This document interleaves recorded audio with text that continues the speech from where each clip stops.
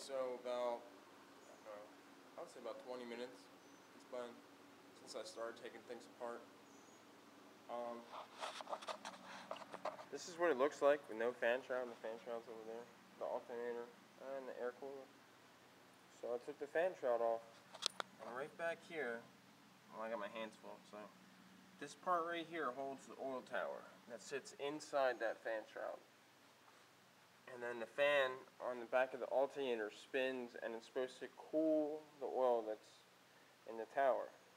Well, I think the tower, which is this part right here, without getting oil everywhere, this is a tower. See the fins? So the oil goes in one of those holes, right?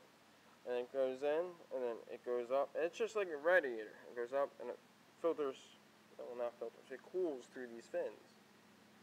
And the fins are bent, like some of them are, when I'm going to straighten them out.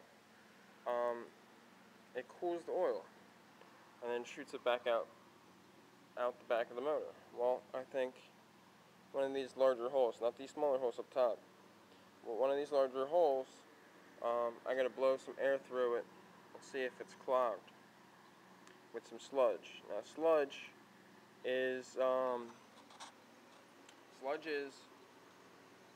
what happens to oil when oil heats up when you don't do a regular oil change, or if you check your oil periodically and you see that your oil went down, so you just keep adding it. Sludge is that old oil that heats up and loses its properties and gets really, really thick. And it's not fun for your motor, because your motor has to work harder, and then you end up blowing the motor. You can clean this out two ways. You could take some diesel fuel and put like a quarter cup of diesel fuel in your oil and clean that out, or you can take some kerosene and run some kerosene through your oil while the engine's running. I was gonna do that, but then I didn't have any diesel fuel, so I'm just gonna do this and try to just stick some air in there and blow that out. So yeah, that's what it looks like. Oh man, was it a pain in the ass? I'm going to do this right next time. Next time I yank the motor out, I'm replacing everything. But those seals in there, the seals that sit right here and here, they're orange, and they usually turn black, and they get real brittle, and you can't flex them, but they're flexing. They look like they've been replaced, recently. I don't know why it's not cooling.